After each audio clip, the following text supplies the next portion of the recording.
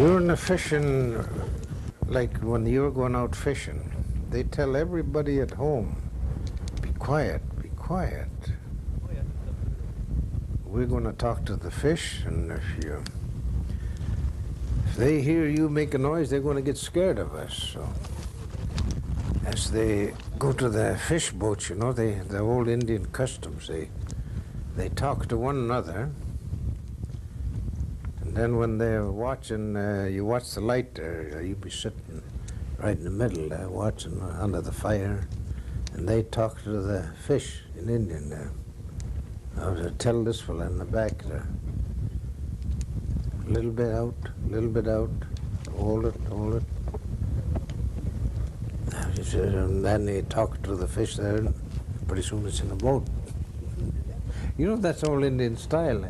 I guess they believed in that. There's something. I kind of seen that. I enjoyed them talking to it.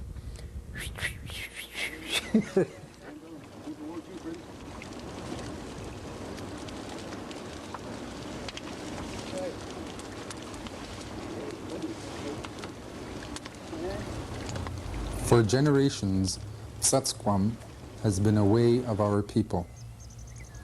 For centuries, we have practiced this age-old method of spearfishing. It's an age-old method we call Ts'akw'm. Knowledge passed along from fathers to sons for generations. Fishing chotla, the great steelhead of the Thompson River.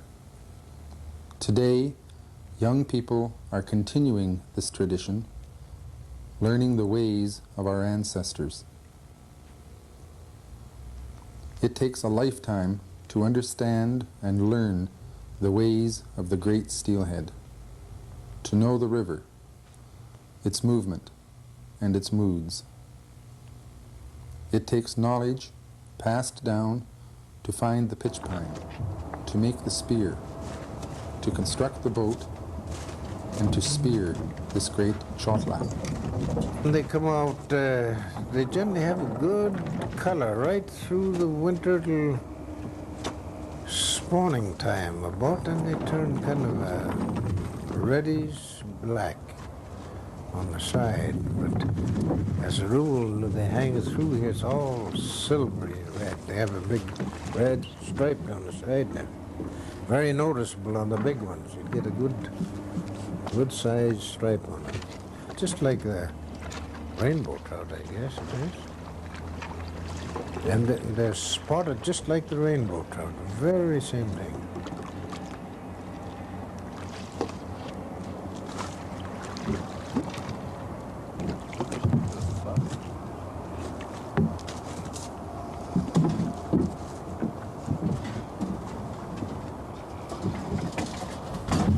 Many elements make up Ts'akw'm. Pitch pine for the fire, the design of the boat, the age-old preparation of the spear. But it is also the harmony between river and self, felt by each fisherman, plus his intimate knowledge of the river that binds together our culture along the Thompson.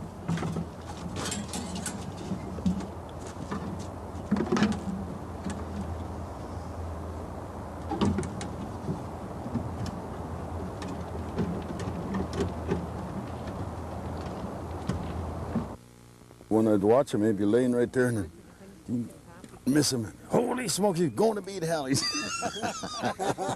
Today, there is a revival, a renewal of spirit and mind, of sharing and coming together. No. But that time we arranged, you know, a day or two ahead. You know, we were just waiting for the weather to straighten up, and like old Bill Shaw, you know, he used to be our boatman, and he was one of the best boatmen around here. And we arranged, you know, and then we unloaded the boat back here, you know. Slipped it right in the river with all our gear and our wood and everything, our pitch, and we thought we could control it, you know, but that Nicola, you know, and it's all iced up, and all that comes just to a narrow, you know, right at the corner down here, and the water just hit that old pier, and then it turned, like, you know, and then it straightened up. Well, we couldn't keep the boat straight. He was holding onto this rope, the 2 or 3 of us, and there was a big boat just like that one. And we was hanging on to the rope, you know, and Vic said, let's have some slack, let's have some slack, and the first thing we know, the boat tipped over. Holy God, everything went down the river. The spears, and finally they cut the spears, got them out, but the paddle, you know, the oars and a few other things we had on the boat, and all the pitch and that, we were ready to go right out and fish, you know. So anyway, everything went down the river. So finally we uprighted the boat. I don't know how we did it. We had to go and find a pole and another rope, and we flipped the boat over and had to bail it out. And it was all iced up. You couldn't even walk in it, you know. And after it got it through, we had to kind of thaw it out, build a big fire, you know, and then finally it thawed out and bailed it all out. So we sent one of the guys out to pull one of the posts out of the fence up here somewhere. Made a couple of oars. We had lots of fun that night. Ponderosa pine grow in this country. Extreme temperatures and climate help to form a very dense tree. Porcupines choose the young pine tree as its winter food and nibble the young, tender bark and branches until that section at the top of the tree dies. Over the next 100 years, a heavy yellow pitch forms, providing the precious fuel for the fire basket used in pitch lamp fishing. That's the ponderosa pine. And the top of it, what we use for fishing, night fishing they call it, in the Thompson language is Ts'akw'm. That top part of the tree is Ts'akw'm. That means pitch. These trees that we use are a very special tree to this operation, which is the ponderosa pine. Ponderosa pine. I guess some of them call it pondosa, some of them ponderosa. It's a yellow pine. A lot of times we crawl to the top and just cut the tops off so we don't have to cut the whole tree down. You can't go during the summer and cut them all and then pile it up and expect to use it in the winter time, because all the sap and the life of the pitch has gone out of it. A dead tree is not very good. The only good tree is a live tree.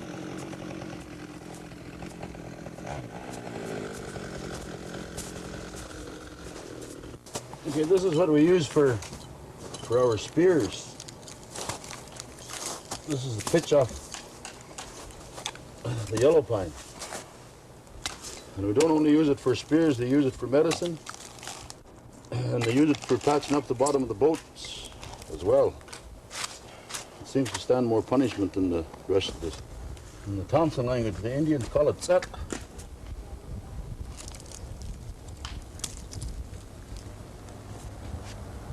I don't know what white people call it again. Sap? I know what I call it. I'm talking white. The only way you get these here is through places where an old fence where people chop the bark off. And in the springtime, the sap will come out, and that's what creates it. If the tree is not bruised or nothing, well, you don't get it. The spear. It is the same spear our ancestors used generations ago. It is not forgotten. The making of the spear is an exacting art. 2 years go into drying the wood selected for the parts that make up the spear. Most of the spears that our ancestors made is made out of juniper. And they have it shaped here. This is cut down over here on each side. And this is also made out of juniper. So when that piece is taken out, that goes in like this. So we have one for each side. It goes in like so. And it's measured, and you measure it, and pretty well all your measurements is here's one hand across this way. You have 3 fingers from the center to the edge of your prongs that come down. 1 thumb here. This will be 3 fingers over here and 3 over here. So pretty well all your measurements is, I guess old Grandpa and Granny never had no tapes those days, so they used their fingers. And that's generally the way that we go by. Now there's a little hole here for the prong to go through. Now this here was put in with electric drill, but our forefathers, when they did this, they either had to get a bone and drill it with a bone, so this probably took maybe a week or better to make this particular spear, which ourselves, it takes us quite a while. It takes us 2 days. So this is how this is started, and this is what it looks like is when it's finished. So, and this string, now in the early days there was no string. So this was probably made out of the cedar root bark, same as they make baskets with, or the other stuff that they call Spences.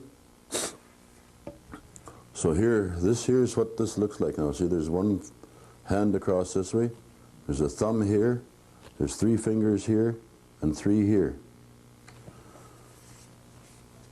And this here is hardwood, and this is juniper. And this here is a piece of an old file. Now the only reason that they have this here, when you catch a salmon, he don't keep on going, so it'll tear them all up. This here holds them still, or holds them from going back and forth. But if you didn't have this, he would keep on going. You'd rip your salmon all the way through down the side. These are very, very sharp. They're needle sharp, which they have to be. And there's a flex here. This bends here. Here that we've got to put another, we have to put a handle on this, about an 18-foot dried fir handle, or a nice jack pine. Some of them is jack pine breaks pretty easy though. Fir is generally what we use. So this is what it looks like after it's done. Now, before we go out and use it, we're going to have to get the pitch, what they call Ts'akw'm. We'll take it and put it in a pot and put it on the fire and melt it, and then we'll seal this all up, and that'll make this spear that much stronger. That acts pretty near like, probably like fiberglass or whatever they have today. Sit on. Sit. Yeah, sit. She puts them on the top there. You just pull it back.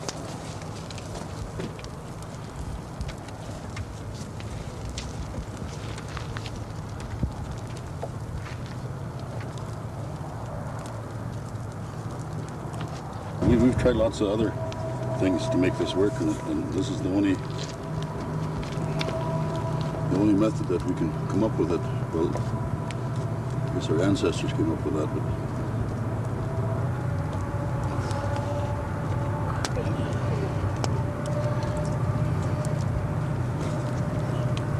No, you get coffee.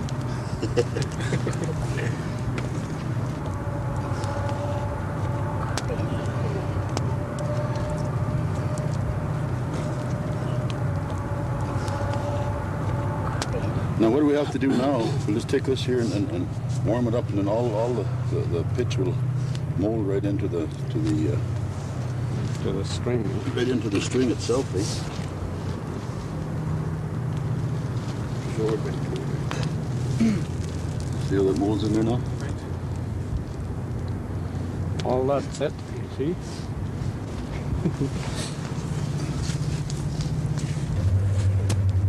It's quiet.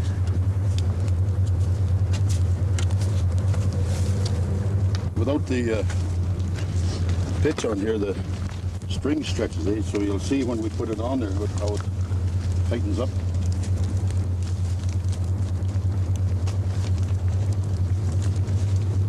Ready?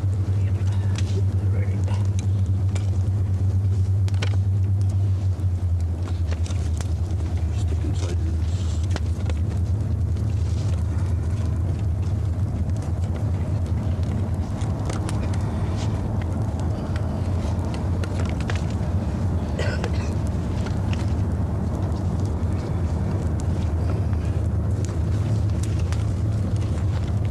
Tried roofing tar, that black hard tar. That don't work. No. It chips off too easy.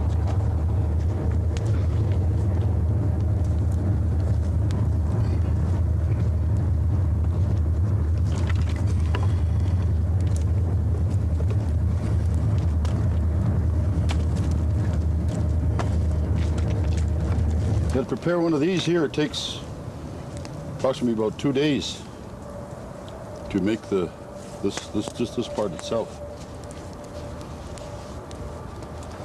On here and the centerpiece and the two outside pieces, we've got about 50 yards of butcher twine, eh? And nylon don't hold. Nylon slips, Burns.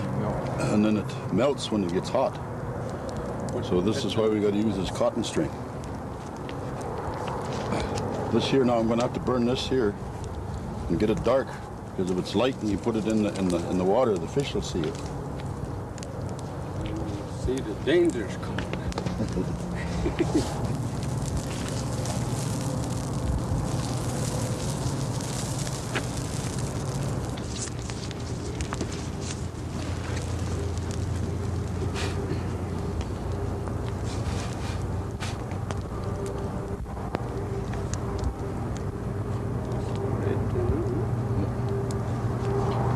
Pretty good food.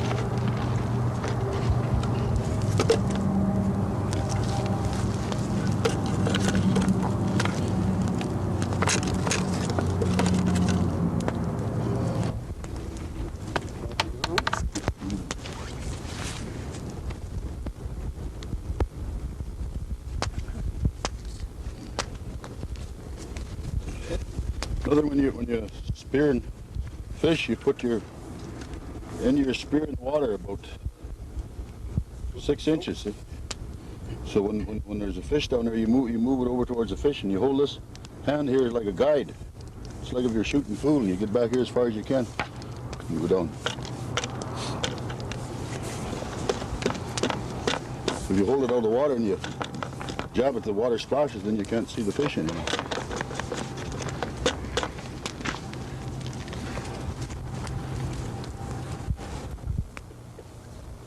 That's old Tom Yamelst. I've watched him make spears, and I would cross-question him about it. And I would tell him, well, how would you know which spear to use? And he says, well, I wouldn't watch out for the small ones if I have the big spear. He says, but the smaller ones, well, he says, you'll get wise to it. He says, you should come down the river with me sometime and try your hand at it. Then you'll find out. I'd laugh at him and joke with him, you know. We had lots of fun talking about spears. But he was an expert at making spears. Yes.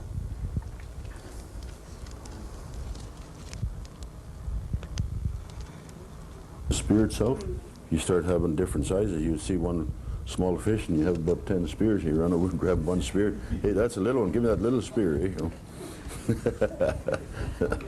You don't have time to do that. You make one. This one here is for any salmon that's in the river, other than little wee ones like that. Eh? You know. And you see that fisher, and then you start aiming him up. You get him ready to catch him. You can't just wait there and go, oh, give me that other spear quick. So there's no such thing. Yeah, this one is our spare spear,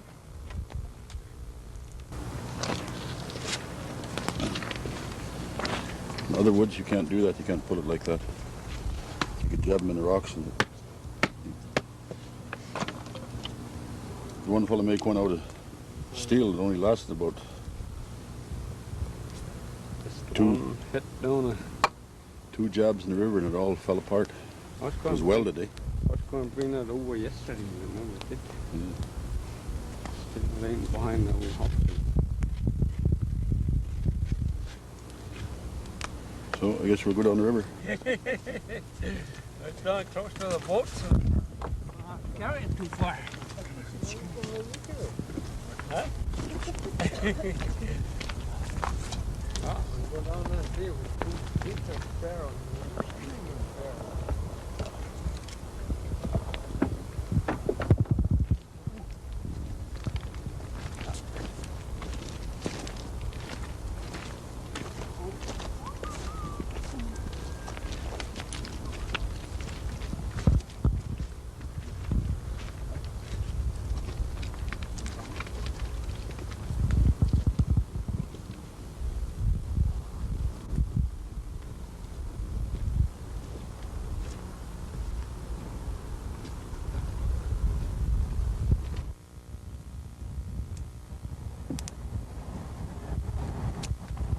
The special need of this pitch that we call Ts'akw'm,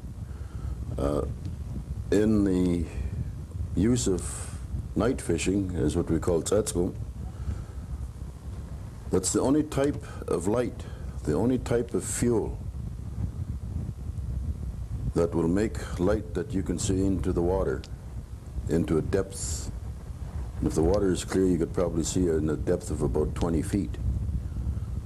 There's no other light. We've tried other types of light. We've tried flashlights, gas lamps, burnt tires, old creosote ties, and none has the effect that the pitch from the pine tree has.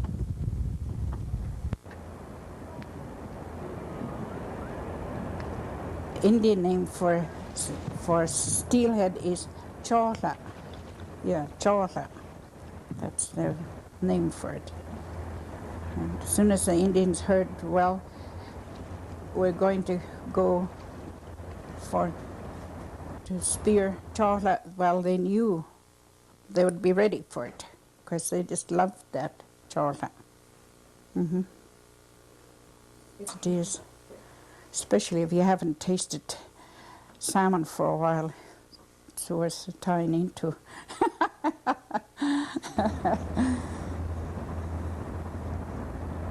The Indians kind of give that fella more respect than any of the other fish. Because he's such a delicacy up in this area in the wintertime. It's really good. And sockeye would come second then, but steelhead in this here freshwater area is tops.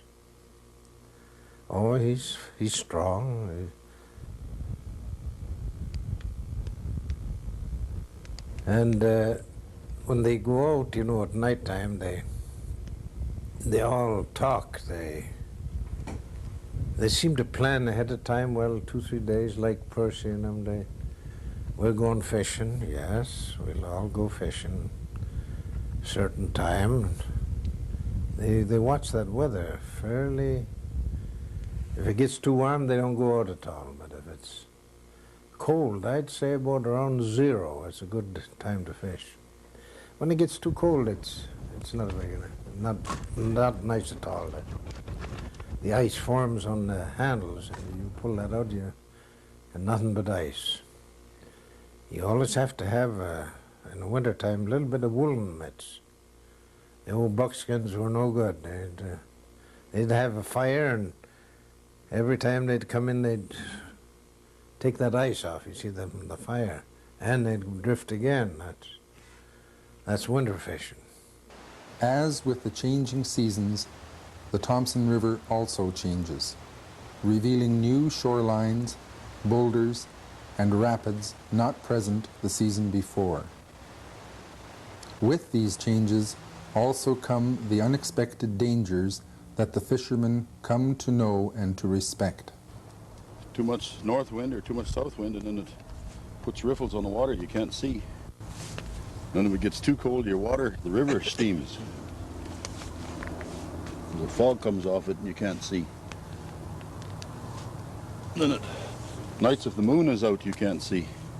All you can see is just the moon and the water in front of you. Or if it's snowing, you can't see. So you got to have So it isn't every day that you can go out and do this.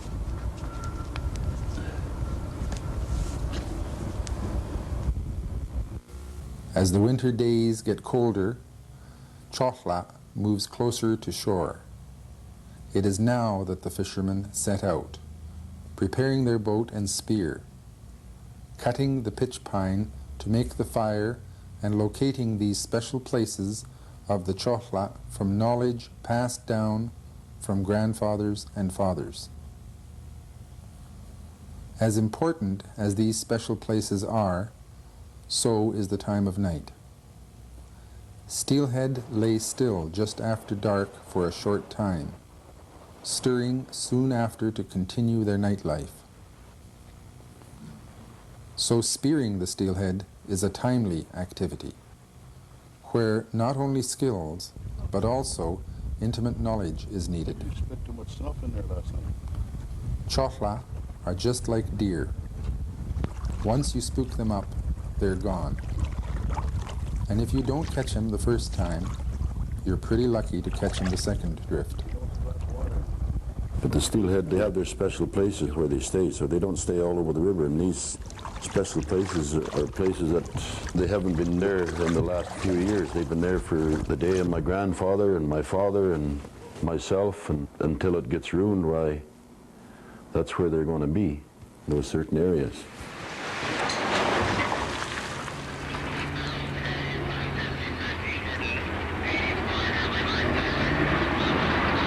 The fact that pitch lamp fishing continues, in spite of the loss of many favored spots that have long since disappeared with historic and current developments in the valley corridors, is in itself something of a miracle. When I first drifted out with my dad there on the river, I was a young feller, just about 5, I guess. You know, they'd taken me out just to watch. Just an easy drift here on this, right below the reserve here. It's easy, you see, there's nothing much to it. And my dad would be the captain. No, he'd be out in the front on the bow. And he says to the fella and the captain, "Pantepcha, pantepcha." It means reverse, reverse. You know, with your paddle.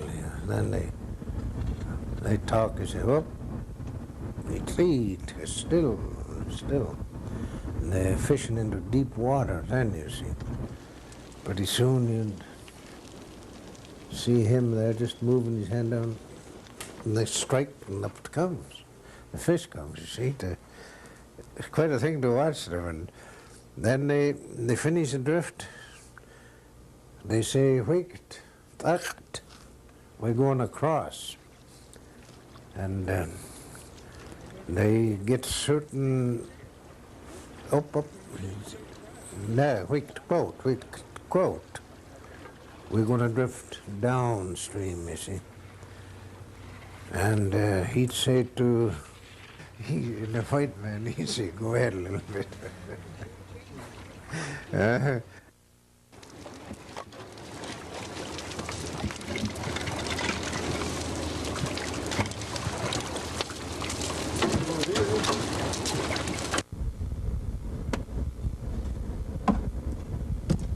No, the distance from the shore for the first drift is like a boat and a half, so that'll be about 20 feet from shore. Now, the reason for the second drift to go out a little further is when you scare the fish from here, they go out a little deeper, so you go a little deeper. And generally, you can do about twice, and if you get any deeper than that, by that time you're about in the middle of the river, and then you can't see. And then your water is going too fast at that time, too.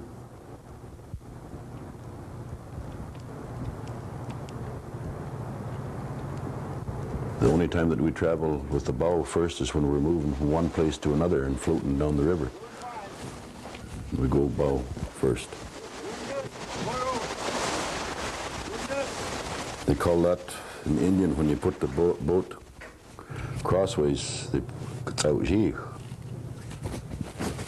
that means crossways. You put your boat crossways and you float this way. When you say okal, you turn around, you put your boat bow first and you go down the river. That's local.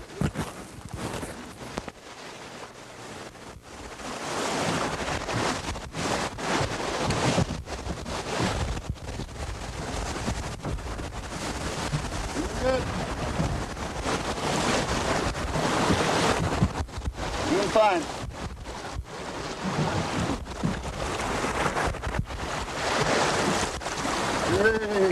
When I first started spearing, I was pretty young and partnering. So I don't remember when I first caught the first salmon. But we caught quite a few in our times. So there we are, we still fishing. We was pretty young when we started fishing. We went out and we learned ourselves most of the time. Most of the time we don't catch nothing. We miss them all. And we would try again as soon as we get a chance. But when we got to learn how to spear good, we used to catch quite a few at night. Sometimes we catch about 20, 15. That's from fishing from up 59 to down our home. There's three people to this operation. There's the captain, the back spearman, and the spearman at the bow. And the fellow at the bow, they call that Nlaka'pamux. Captain Indian, they call it Nkemci'nemux. He steers the boat. He is very, very important to this operation. He's got a watch, and he knows all the rocks. He knows where he's at. And the guy at the front end of the boat, at the bow of the boat, he's also got a watch. And he'll tell the captain to go closer to shore. So if you tell him in Indian, you tell him, "Kantapka." So they pull the boat closer. And if you tell him to go further out, you tell him in Indian, "Tkawitка." And when you go straight down the river, when lots of times you're going down, if we're going to another place, and we'll tell the captain to go downstream, and then we tell him, "Wokolka." So the guy at the front end, he watches the river and he can point which way to go. And you go this way, you don't be hollering, you just move your hand and then he steers the boat. And the guy at the front end, he's got to know where all these rapids are and where all the rocks are, and he tells the guys at the back which way to go. And there's no mistakes to be made. You don't make them very often. If you make a mistake, you might get away with it once, but you won't get away with it the second time.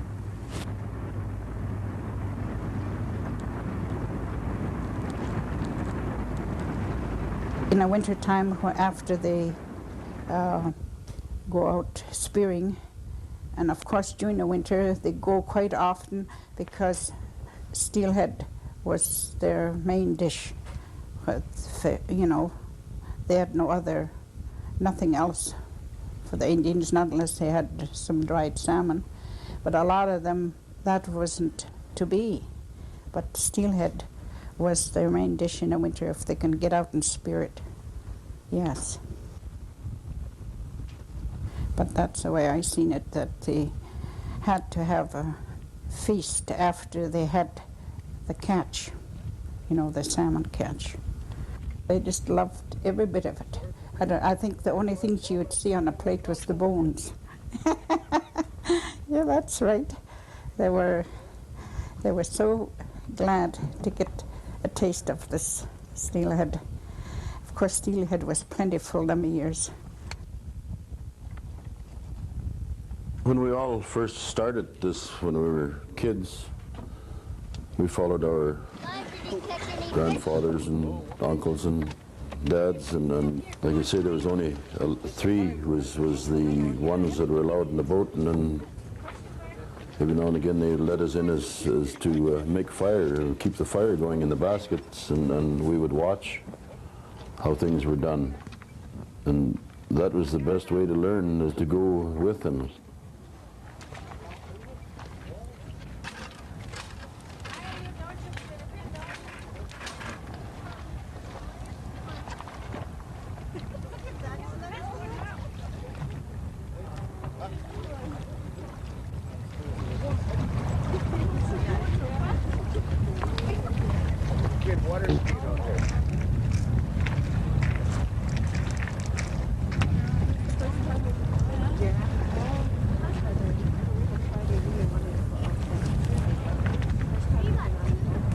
So by golly, there's one day, you know, with lots of fish. We were around here somewhere. I caught my first fish. It's just where it started to swiften up a little. Going along there, here was one coming right straight for me. You know, boy, I had my little spear there.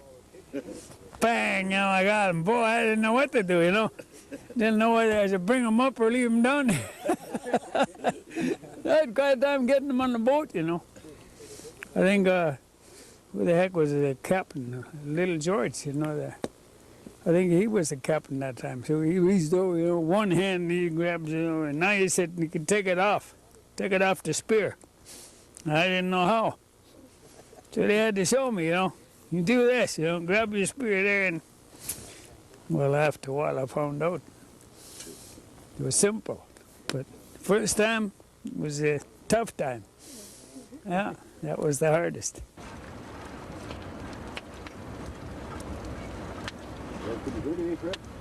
Yeah.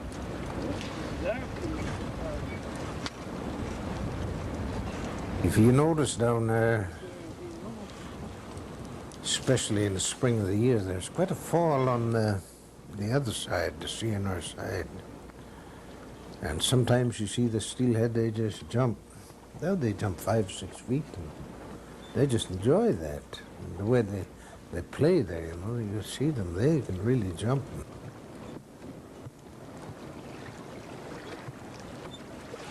Got 2 fish on a short drift, but that was hard work. That's pulling up that stream is, you know, you're fighting a lot of shallow water.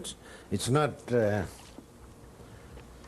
6-7 feet from the shore. Sometimes you got to go out quite a ways, and if there's nobody pulling you up the stream, you got to fight that, and then you get around and up. That's the way steelheading is.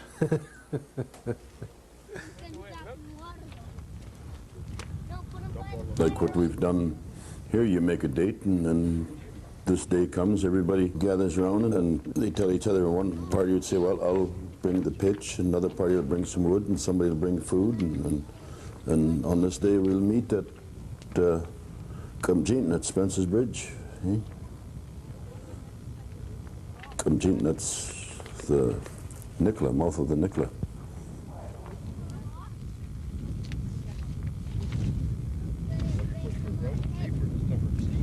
Say during the winter time, they'd come together, 5 or 6 families. They'd all get together and talk it over. And one boat would go out. 5 or 6 people would go down to the beach there, make a fire and wait for the fishermen. Generally one drift, they come in, there's a fish for you, and they fix it up, and when they get through, they're ready to eat already.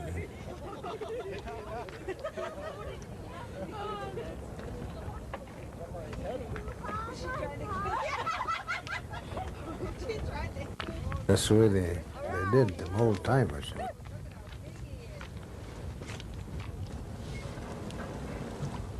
That's what it was like, you know, at my parents' place when they were out spearing salmon. They come in and they would have water on the stove and have boiled fish. They loved to have this. The old people looked forward to it because they preferred it boiled, and they would have a good feast. They had to divide it and give it to people that were unable to catch the fish, the real old ones that were unable to spear And they were just so glad to even have a taste of it. That is the way the Indians used to do it. Well, especially at my parents' house, they always had people there. They were very generous.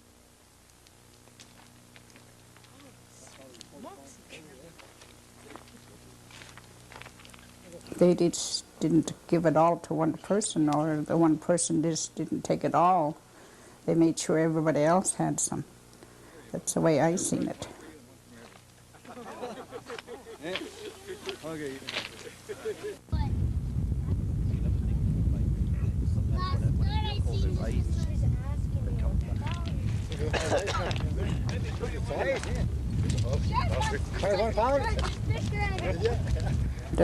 When it was all finished, they would talk for a while and tell stories, and then they would all go home. But they would be all satisfied.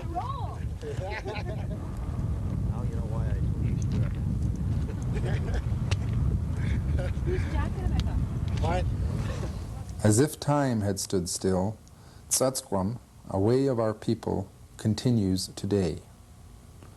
And we, as a people, continue to care for the river, to protect it from those who may wish to destroy it.